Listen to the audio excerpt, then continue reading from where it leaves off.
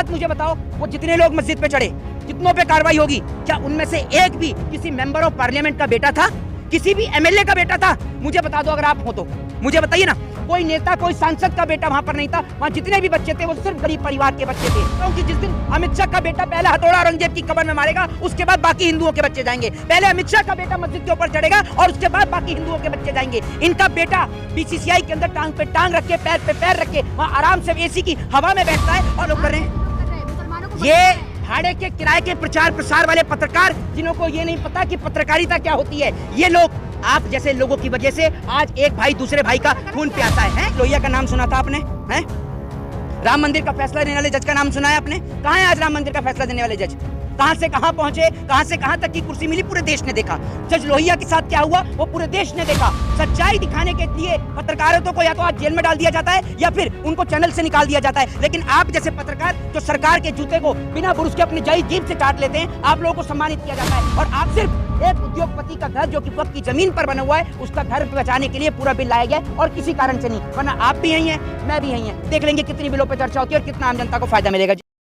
मोहित शर्मा, क्या लग रहा है, एक तरफ बक बिल पास हुआ, वहीं दूसरी तरफ आपने यूपी में देखा होगा प्रयागराज में दरगाह के ऊपर हिंदू संगठन के कुछ लोग चढ़े और भगवा झंडे लहराए। पहली बात तो मैं आपको बता दूं कि ये जितने भी लोग हैं ना, इन सबको देश की सरकार ने, देश के नेताओं ने अंधविश्वास और पाखंड के नाम पर, धर्म के नाम पर लड़ाकर इनके बच्चों का भविष्य खराब करने के लिए सड़कों पर छोड़ दिया है। मैं आपसे कहना चाहता हूं कि अगर इस देश के नेताओं को, इस देश के लोगों को अगर इतनी तकलीफ है भाजपा के नेताओं को मुसलमानों से, तो मैं आपसे कहना चाहता हूं कि कभी आप औरंगजेब का मुद्दा लाते हो, कभी बाबर का और अकबर का मुद्दा लेके आते हो। मैं आपसे कहना चाहता हूं कि जिस दिन अमित शाह का बेटा पहले हथौड़ा औरंगजेब की कब्र में मारेगा, उसके बाद बाकी हिंदुओं के बच्चे जाएंगे। पहले अमित शाह का बेटा मस्जिद के ऊपर चढ़ेगा और उसके बाद बाकी हिंदुओं के बच्चे जाएंगे। इनका बेटा बीसीसीआई के अंदर टांग पे टांग रख के, पैर पे पैर रख के वहां आराम से एसी की हवा में बैठता है और उसके बाद देश की गरीब जनता के मन में ये पैसों से खरीदी हुई देश की प्रचार वाली मीडिया, गोदी मीडिया, जिन्होंने देश के लोगों के मन में इतनी नफरत पैदा कर दी कि आज हर एक व्यक्ति हिंदू और मुसलमान के बीच लड़ने को आतुर है,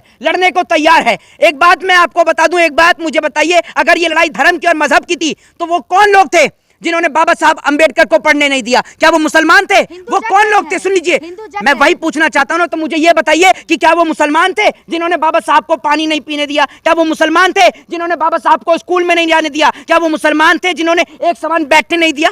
मुझे आप बताइए ना। ये लोगों को धर्म के, जात के और पाखंड में फंसाकर, और सुन लीजिए, आप कहती है ना कि हिंदू जाग गया, शर्म तो आपको आनी चाहिए।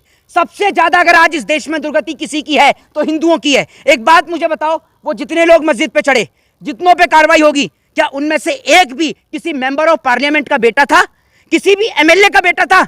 मुझे बता दो, अगर आप हो तो मुझे बताइए ना।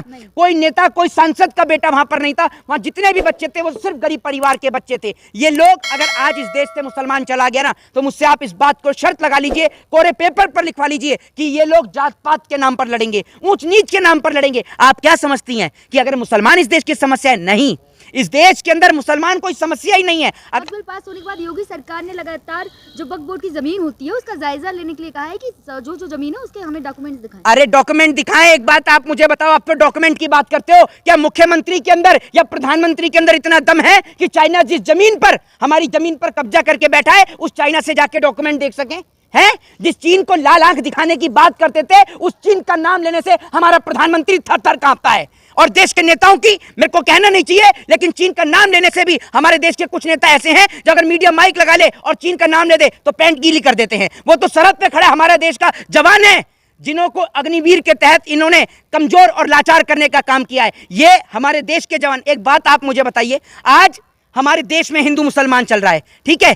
एक बात आप मुझे बताइए, क्या ये हिंदू मुसलमान की जड़ें, सुन लीजिए, लोग कर रहे हैं, हिंदू मुस्लिम हम जैसे लोग कर रहे हैं, लोग कर रहे हैं, मुसलमानों को ये भाड़े के किराए के प्रचार प्रसार वाले पत्रकार, जिन्हों को ये नहीं पता कि पत्रकारिता क्या होती है, ये लोग आप जैसे लोगों की वजह से आज एक भाई दूसरे भाई का खून प्यासा है। गलत क्या है बक बिल? किसमें वक्फ बिल नहीं होता? पहली बात तो वक्फ बिल होता है, समझ रही हैं? ये मुंह से गुटखा थूक के बात किया करिए, समझ गई? दूसरी बात ये, मैडम, जो आप इस बात के लिए कह रही है ना कि क्या कहते हैं हम लोग हिंदू मुसलमान कर रहे हैं, एक बात आप मुझे बताइए, वो लोग कौन है जो मुसलमानों की मस्जिद पे चढ़ रहे हैं?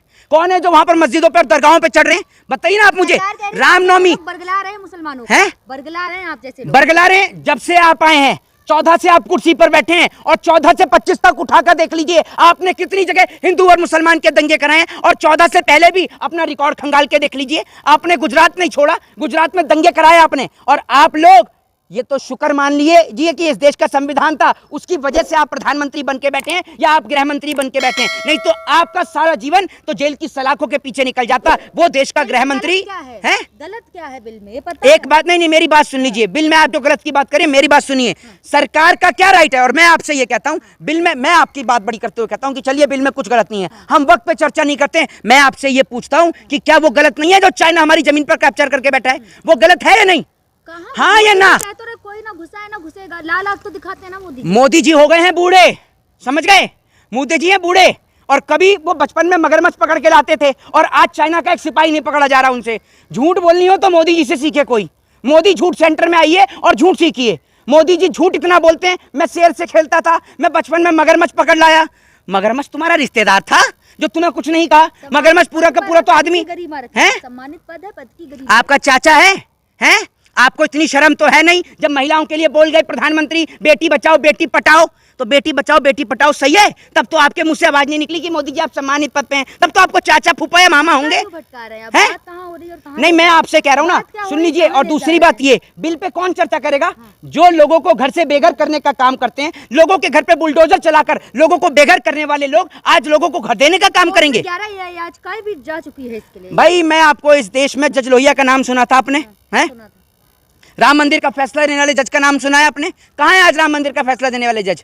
कहां से कहां पहुंचे, कहां से कहां तक की कुर्सी मिली, पूरे देश ने देखा। जज लोहिया के साथ क्या हुआ वो पूरे देश ने देखा। गौरी लंकेश जो पत्रकार थी, या और भी जो तमाम पत्रकार हैं, उनको किस तरीके से शोषित किया गया, या पत्रकार जिनको टीवी चैनल से निकाला गया, पूरे देश ने देखा। और सबसे बड़ा उदाहरण हाल फिलहाल का रवीश कुमार, जिनको एनडीटीवी से निकाल दिया गया।